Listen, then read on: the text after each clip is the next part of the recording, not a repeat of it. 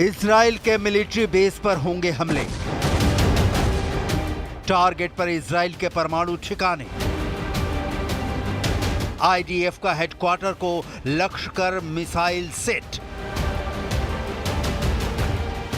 तेल Aviv to Haifa बारूद से उड़ा देने की तैयारी। ईरान के सुप्रीम लीडर अली खामनेई का ऑर्डर।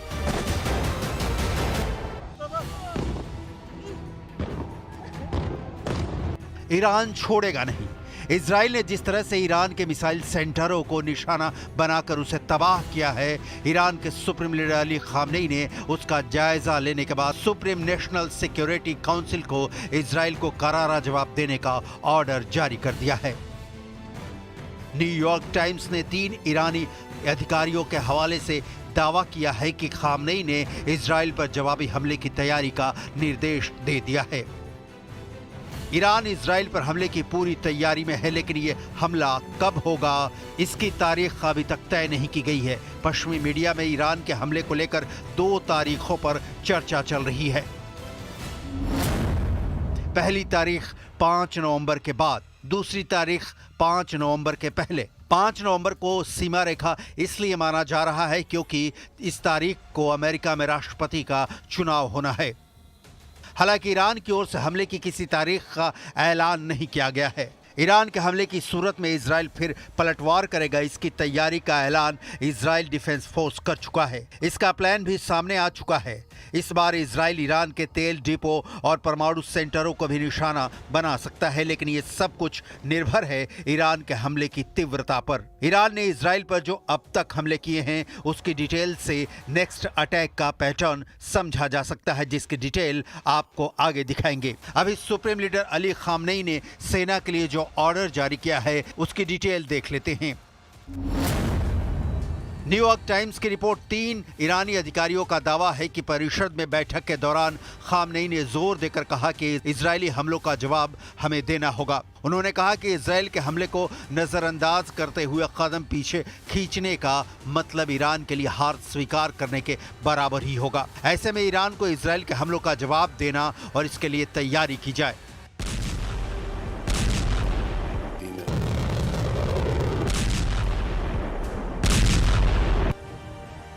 ईरान हमला के लिए तैयार है तो यहाँ ये देखना बहुत ज़रूरी है कि इजराइल की वो कौन सी जगहें हैं जहाँ ईरान रिवॉल्यूशनरी गार्ड्स की मिसाइलें गिर सकती हैं।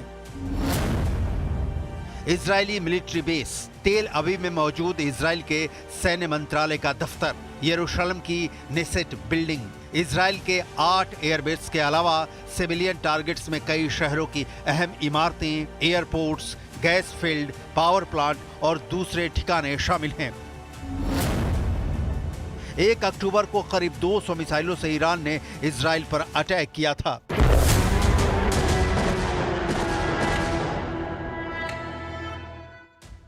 तब अमेरिकी और इजरायली कोलिशन ने ज्यादातर मिसाइलों को हवा में ही इंटरसेप्ट कर उन्हें मार गिराया था, जिससे इजराइल को कम से कम नुकसान हुआ।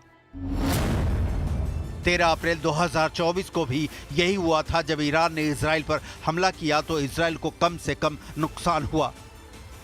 लेकिन अगर इस बार हमला ईरान के अलावा इराक, लेबनान या सीरिया जैसे देशों की तरफ से भी होता है तो इजराइल के लिए हमलों को इंटरसेप्ट कर पाना पहले के मुकाबले मुश्किल होगा, क्योंकि इन जगहों से हमले होने पर एक तो मिसाइल लॉन्च होने से उनके टारगेट हिट होने तक की दूरी पहले के मुकाबले कम हो जाएगी, दूसरा दूरी कम होने की वजह से आसमान में फ्लाइट टाइम भी कम हो जाएगा और इससे मिसाइल आसानी से पकड़ में नहीं आएंगे। ईरान इजराइल से एक कदम आगे रहना चाहता है। ईरान की प्रॉक्सी ताकतें हमास के इस्माइल हानिया की मौत के बाद, हिजबुल्लाह चीफ हसन नसरल्लाह की मौत के बाद ईरान ने इजराइल पर हमला किया। इसका जवाब इजराइल ने भी दिया, लेकिन यहाँ ध्यान देने वाली बात है कि इजराइल ने 1 साल में ईरान पर 2 अटैक किया, लेकिन दोनों बार सीमित अटैक किया और इसे अटैक नहीं पलटवार कहेंगे। 1 अक्टूबर को हमले का जवाब इजराइल ने 25 दिनों बाद 26 अक्टूबर को दिया। कहा गया कि अमेरिका के कहने पर इजराइल ने ईरान के परमाणु केंद्रों और तेल डिपो तोपों को टारगेट नहीं किया, लेकिन इजराइल ने जिस तरह से ईरान के मिसाइल सिस्टम को तबाह किया है, सुप्रीम लीडर अली खामनेई के जायजा लेने के बाद अब क्लियर हुआ है कि ईरान को भारी नुकसान उठाना पड़ा है। यही कारण है कि ईरान अब इजराइल पर नए तरह से हमले की तैयारी कर रहा है। इसका कोई कारण नहीं कि यह हमला पहले से ज्यादा ताकतवर नहीं होगा, लेकिन कितना ताकतवर होगा ये अभी कह पाना मुश्किल है। ईरान के सारे मोहरे जैसे हमास, हूथी और हिजबुल्लाह पिट रहे हैं। इजराइल ने हिजबुल्लाह का हाल ये बना दिया है कि लेबनान में 24/7 हमले हो रहे हैं। युद्ध क्षेत्र की जो ग्राउंड रिपोर्ट है उसे देखकर आप चौंक जाएंगे। इलाकों में अब कोई नहीं रहता है। ये इलाके अब खंडर बन चुके हैं। इन इलाकों से अब सब लोग निकल चुके हैं, क्योंकि यहाँ पे अब ज़िंदगी का बहाल होना कोई टाइमलाइन नहीं दी जा सकती है कब यहाँ पे ज़िंदगी बहाल होगी। जब जंग पूरी तरह से रुकेगा, जब एयर स्ट्राइक्स का सिलसिला रुकेगा, जब यहाँ पे अमन लौटेगा, उसके बाद ही इस मलबे को हटा के यहाँ पे फिर से ज़िंदगी शुरू हो सकती है। और वो भी तब जब उन लोगों के पास पैसा होगा जिन की ये ज़मीन है जो इन इलाकों में रहते थे। लेकिन फ़िलहाल यहाँ पर ज़िंदगी बहुत जल्द दोबारा लौटने के आसार बहुत ही कम दिख रहे हैं। ये देखिए, यहाँ पे जब आप देखेंगे ये गाड़ियों की हालत होती है जब धमाके होते हैं, जब बारूद का यहाँ पे पड़ता है, तो ये देखिए कि बारूद का असर कितना सख्त होता है और क्या होता है हाल यहाँ इन इमारतों का, इन जगहों का। तो सारा कुछ यहाँ पे बर्बाद हुआ है, तबाह हुआ है, और इस तबाही के निशान यहाँ पे न जाने कितनी दहाइयों तक रहेंगे। इस बर्बादी के पीछे ईरान का बहुत बड़ा हाथ है। पूरी दुनिया के सामने ये क्लियर है कि हिजबुल्लाह तब तक जंग में है जब तक ईरान का उसके सिर पर हाथ है। ईरान ये साफ कर चुका है कि वो हिजबुल्लाह, हमास या हूथी विद्रोहियों का साथ नहीं छोड़ने वाला, और जाहिर तौर पर तब और भी ज़रूरी हो जाता है कि वो इजराइल पर हमला करे, क्योंकि ये मैसेज मिले कि इजराइल ईरानी मोहरों के खिलाफ मनमानी हमले भी नहीं कर सकता। ईरान तो बहुत दूर की कौड़ी है, लेकिन जब इजराइल ने पलटवार कर दिया है तो इजराइल को करारा जवाब मिले। ईरान का इजराइल के खिलाफ हमले का रिवेंज प्लान इसलिए भी पक्का लग रहा है क्योंकि रूस जैसी शक्ति उसके साथ खड़ी है।